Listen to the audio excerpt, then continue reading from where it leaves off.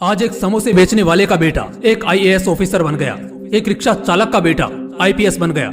पता नहीं कैसे, लेकिन एक साइकिल की पंक्चर बनाने वाले का बेटा अपनी औकात से लड़ गया। जब लोग आईएएस की गाड़ी को आता देखते हैं ना, तो देखते ही नर्वस होने लगते हैं। ये होता है एक आईएएस का पावर।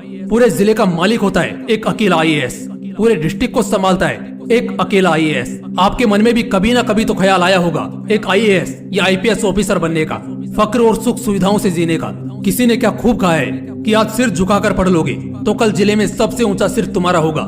लेकिन तुम्हें क्या लगता है एक आईएएस या आईपीएस ऑफिसर बनना मामूली बात है क्या? सोते सोते या बाबू सोना करते तुम उस पोस्ट को हासिल कर लोगे जिसके पीछे हर साल 5 लाख लोग पड़े रहते हैं, लेकिन सिलेक्शन सिर्फ 500 का होता है। फिजिक्स वाला यानी अलख पांडे सर को तो ऑब्वियसली तुम लोग जानते होंगे। रिसेंटली मैंने उनका एक इंटरव्यू देखा संदीप माहेश्वरी जी के साथ, जिसमें एक लड़के ने उनसे सवाल किया कि सर वो क्या चीज थी जो आपको पढ़ने और मेहनत करने पर मजबूर करती थी, और आप पढ़ाई के लिए अपने समय को मैनेज कैसे करते थे। इस पर उन्होंने बहुत ही कमाल का जवाब दिया, जरा गौर से सुनना। उन्होंने कहा कि जब मैं 1 मिनट बर्बाद करता था तो मैं ये सोचता था कि उस 1 मिनट में 10 बच्चे मुझसे आगे निकल रहे हैं। अगर 10 मिनट बर्बाद किए तो 100 बच्चे मुझसे आगे निकल रहे हैं, और ऐसा ही चलता रहा तब तो एक दिन हम रेस में सबसे पीछे रह जाएंगे। दोस्तों, ये धारणा आपको अपने मन में भी रखनी चाहिए कि जरा सा वक्त बर्बाद करना आपको कंपटीशन से एकदम बाहर कर देगा। फिर रोने के अलावा कोई भी दूसरा ऑप्शन नहीं बचेगा। चाहे जिंदगी में कोई भी मुसीबत आए, रास्ते में बड़े से बड़ा कांटा आए, चाहे लाख असफलताएं मिले, लेकिन अपना तरीका बदलना है, इरादा नहीं। आज भारत में लाखों स्टूडेंट्स आईएएस बनने का सपना देखते हैं, आईपीएस बनने का ख्वाब रखते हैं, क्योंकि ये दोनों भारत की द मोस्ट प्राइड वाली सर्विस है, जिसमें सेलेक्ट होने वाले को जिले में भगवान का दर्जा दिया जाता है। इन सब बातों को हर कोई जानता है कि इस पोस्ट के पीछे सालों की कड़ी मेहनत लगती है। इसके लिए रातों की नींद, दिन का चैन, रिश्तेदारों से कनेक्शन और मोह माया, इन सब को सेक्रीफाइस करना पड़ता है, इन सब का त्याग करना पड़ता है। ये ऐसी पोस्ट है जिसे पाने के लिए तुम्हें खुद के प्रति निर्दयी होना पड़ेगा, खुद को कंफर्ट जोन से बाहर निकालना पड़ेगा, और फिर ताबड़तोड़ मेहनत करनी होगी। याद रखना कि आज तुम नहीं तो कोई और सही, कोई और नहीं तो कोई और सही। जो जी जान से लड़ेगा वही जीतेगा। अगर तुमने अपनी तैयारी में कमी दिखाई तो सामने रखी खीर कोई और ले जाएगा।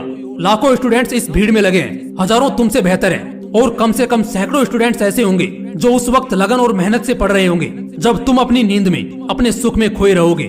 जब तुम शादियां अटेंड कर रहे होते हो तब वो बंदा जो इस बार आईएएस बनेगा वो अपनी तैयारी कर रहा होता है। तुम इंस्टेंट मजा चाहते हो, वो जिंदगी भर का मजा चाहता है। और सही तो है, असली मजा तो मकसद को पूरा करने और मंजिल को पाने के बाद आता है। जो लोग यूपीएससी एग्जाम देने वाले हैं या उसकी तैयारी कर रहे हैं, उनके लिए मैं कुछ इंस्पिरेशनल बातें कहने जा रहा हूँ। जैसा कि मैंने कहा कि कुछ लोग सिर्फ आईएएस बनने का सपना देखते हैं, तो कुछ एस्पिरेंट्स उन सपनों को पूरा करने के लिए मेहनत करते हैं। हर दिन एक नई सुबह, एक नई शुरुआत होती है। बस आपको खुद को जगाने की और दोबारा से बाउंस बैक करने की जरूरत है। भले ही पहला अटेम्प्ट नहीं हो पाया हो, लेकिन याद रखना अभी मौके हैं। इसमें अपने मकसद को नहीं बदल देना है, तरीकों को बदलकर एक बेहतर शुरुआत करनी है।